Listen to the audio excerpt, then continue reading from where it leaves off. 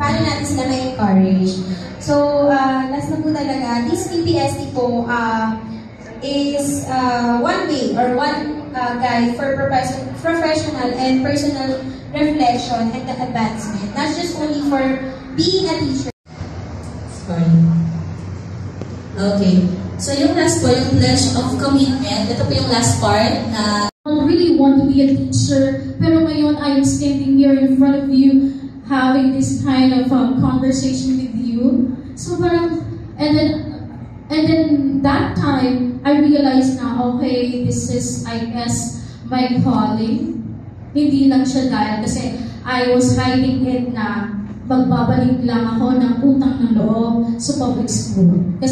So, it means, day to day, no, every time dapat aware ng mga bata. Yun nga lang, ay hindi natin maiwasan na may mga instances na nagkakaroon pa rin ng mga problema sa loob ng classroom. Okay. So, yung simple. Napakasimple lang po dati. So, ngayon po, ang action plan ko po as a newly hired teacher is stop there. So I hope you also contemplate, we all contemplate to that question, papanam or saan ka patungo? That's all for Charot. Hindi pa po. May isi-share pa po ako. So I was assigned to share my learnings and insights about